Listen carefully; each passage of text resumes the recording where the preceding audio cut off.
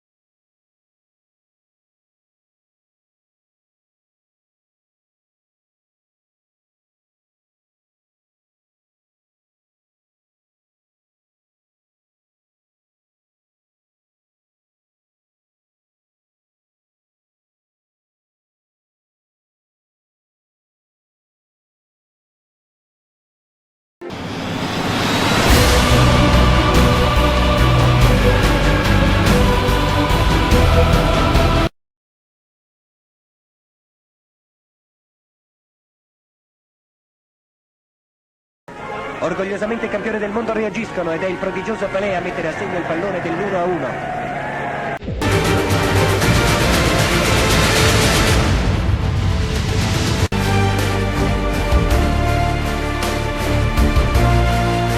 É interessante que estava dando os 3 gols do Pelé, né? Mas eu acho também que o primeiro gol foi o Pagão, sim. Veja aí a colocação. Esse é a bola cruzada e o Pelé entra com a bola, né? Olha lá. Aquela jogada típica do Pelé, né? Ele vai com tudo, com força. Pelé tinha 17 anos nessa altura aí. Aliás, 17 anos. Foi o ano que o time já não tinha aquela força que tinha anteriormente. E o Corinthians chegou a 35 partidas invictas. Aí o gol do Santos de Pelé. Esse é do Pelé. Esse sim. Esse é um gol genial, aí. Batido pro escanteio, Esse lance Em cima do Gilmar, mas a bola veio com uma força. Você vê que ele pegou no bico da grande área de virada com a perna esquerda e depois no outro canto, veja só. Olha lá. Olha lá. Ele pegou no outro canto com a perna esquerda vindo do lado contrário. E nesse campeonato, aos poucos, de rodada em rodada, o Pelé começava a fazer o seu nome, né? Ele ali já está começando a aparecer, né? Foi o ano que ele apareceu. Depois culminou. O Gilmar foi ali em cima. Aí o gol do Santos. Esse deve ser o terceiro gol do Santos. O terceiro gol. Aí ele pegou do lado. As condições de filmagem naquela época eram rudimentares, né? Por isso que era mais filmagem. Mas vale como lembrança. Se fosse o videotape, né? O videotape dá outra condição. Maravilha. Olha o Gilmar desolado, voltando 5 jogadores do Santos. E o Pelé festejado ali como autor do terceiro gol. A concha acústica, né? Nessa altura o Corinthians estava perdendo. Aos 29 minutos o Santos faz mais um. Quem marca é Pelé. E o Santos acabava devolvendo, não os 8, mas devolvia em 6 gols a goleada que sofreu por 8-0 em 1955.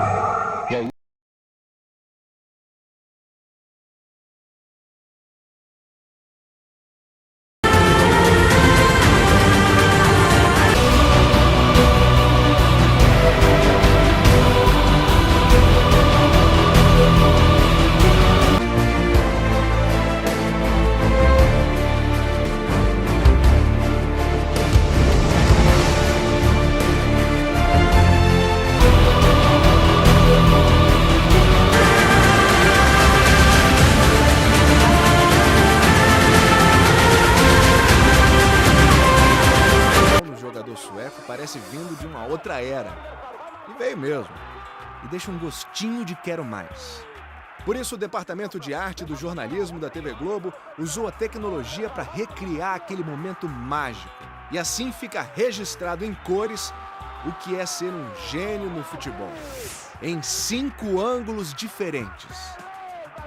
Agora a visão do goleiro. A visão da torcida. E o lance bem de pertinho. Cada detalhe da cena foi estudado, desde o uniforme até os movimentos em campo. O trabalho levou 2 meses para ficar pronto. A gente mostrou a simulação para 2 craques daquela seleção de 58. Sensacional. Olha lá, chapelou e botou no canto. Um gol absolutamente normal para um jogador anormal. Em se tratando do Pelé, essas coisas difíceis parecem fáceis, né? Todo mundo trabalhando para ele, pro talento dele.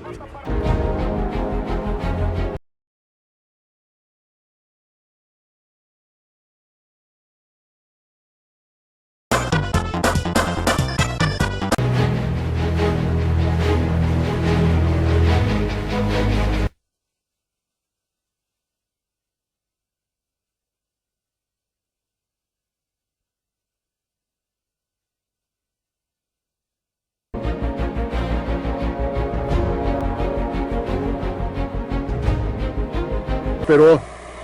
E o gol! Pelé! Uma arrancada rápida. Pelé recebeu praticamente sozinho, livre. Na saída de Barbosa, tocou canto direito do Vasco da Gama. Era o 2º gol santista. Um gol que vive na memória de quem estava no estádio e viu bem de pertinho aquela obra-prima. Um gol que vai ser recriado hoje no Esporte Espetacular. Acompanhe com atenção. Foi o gol mais lindo que eu vi na minha vida. Eu também nunca vi um gol igual. Foi o gol mais bonito. Foi o mais bonito que eu vi. Jamais eu vi um gol igual àquele da Rua Javari. Rua Javari, campo do Juventus. Um estádio pequeno, mas quanta história. Quando Pando e Busoni se juntam, é lembrança que não acaba mais. Ei, quanto gol aí, Pandão. A memória dos dois viaja até 1959. Naquele tempo, eles eram os reis do bairro da Moca. Pando era zagueiro e Busoni atacante do Juventus. O Brasil tinha sido campeão do mundo pela primeira vez. O sorriso do presidente Juscelino Kubitschek era enorme, do tamanho da capital que ele estava construindo no Planalto Central. Enquanto Brasília nascia, americanos e soviéticos trocavam sorrisos e se armavam até aquele 2 de agosto de 59. Ele estava mais interessado em destruir a defesa do Juventus. Aquele 2 de agosto seria inesquecível. Quando nós entramos em campo, inclusive, estava uma garoa bem forte. O estádio estava abarrotado, para não dizer alotado, estava abarrotado. Já naquela época, todo mundo queria ver o Pelé, né? Porque foi campeão do mundo com 17 anos de idade. E o Pelé era muito assim, achincalhado pela torcida, né? E quando ele fez aquilo... Xingado mesmo. Xingado. E a torcida do Juventus era bocuda, a torcida de Napolitano. Falava tudo quanto era palavrão pro Pelé, né? Mexiam com a fera aí ele ficava louco. Ele fazia um gesto com a mão para esperar que vinha coisa atrás. Pelé fez 2 gols, mas não calou a torcida. Os xingamentos ainda aumentaram quando, no segundo tempo, Pelé tirou o Pando do jogo. Quando ele foi dar para fazer o gol, eu dei um carrinho assim e a bola foi escanteio. Aí ele chegou assim, ó. Não sei se maldade ou o que foi. Eu desmaiei, acordei na segunda-feira no ponto-socorro da Paz de Barra com a Roda Moca. As 3 cicatrizes são a lembrança que Pando guarda daquela tarde na Javari. É a foto daquele jogo. É, na foto. Aí chamou Edson Arantes Nascimento, a marca dele. Quem diria que mesmo depois de quebrar a perna de um adversário, Pelé seria aplaudido naquele jogo? Lembro muito bem porque eu estava sentado no banco e então eu vi direitinho o lance do gol. O Durval recebeu a bola na ponta direita e colocou o Pelé ali quase na meia-lua da área, né? Entrou o Homero nele, ele deu um chapéu no Homero. Depois o Clóvis, o segundo. Veio o Julinho O Julinho veio que nem afobado, assim, ele deu um chapéu no Julinho. Quando o Mão saiu para pegar a bola, Pelé deu outro chapéu. Deu um golpe no Mão, entrou de cabeça, de bola e tudo. Ai, dava vontade de abraçar o Pelé, mas é que eu jogava no Juventus e ia ficar muito feio, né? Busoni não abraçou, mas cumprimentou.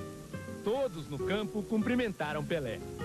Aos 18 anos, ele dava a prova definitiva de sua genialidade.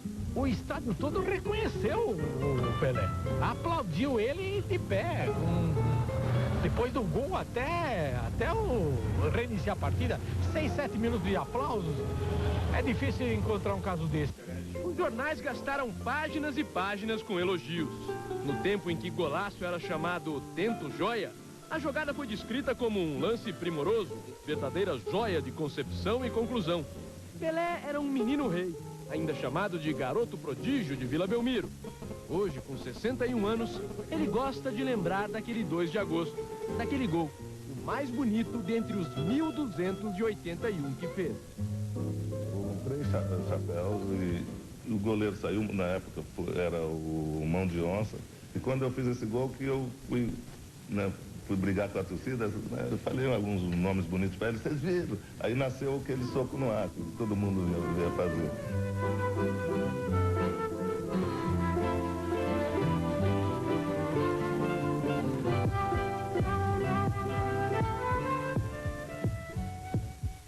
O gol só está vivo na memória de quem fez e de quem viu. A obra-prima de Pelé nunca teve replay. Ele não foi filmado. Profissionalmente ele não foi filmado. O que não dá para dizer é que nenhum amador tenha feito algum registro.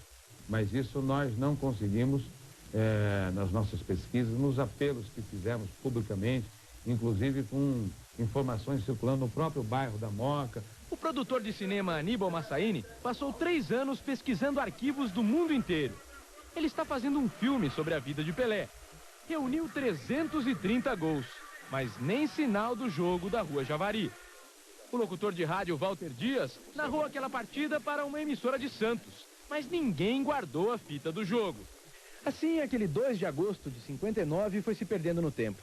Para buscar imagens daquele dia, é preciso vasculhar arquivos de jornais e encontrar o registro de 2 fotógrafos que estavam na Rua Javari no momento do gol. A foto de Rafael Herrera, da tribuna de Santos, é a última antes da bola entrar e mostra bem a agonia do goleiro Mão de Onça. A sequência de J. Castro para o jornal Última Hora é primorosa, mas falta a imagem em movimento. Falta o gol. E aí passamos a trabalhar com essa ideia de reconstituí-lo através do sistema de computação. O gol vai ser recriado nos padrões de Hollywood, graças a um morador da Moca.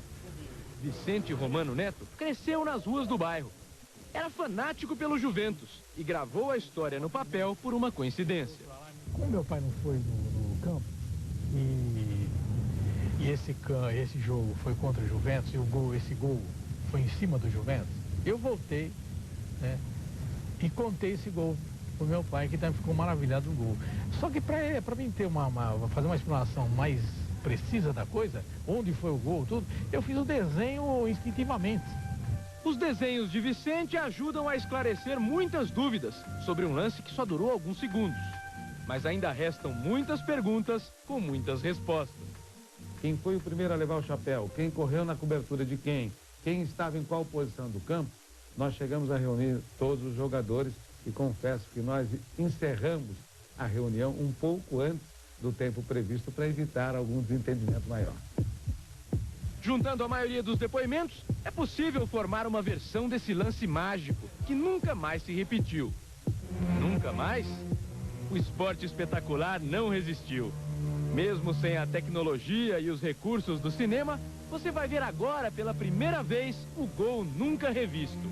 A reconstituição da obra-prima de Pelé, 43 anos depois.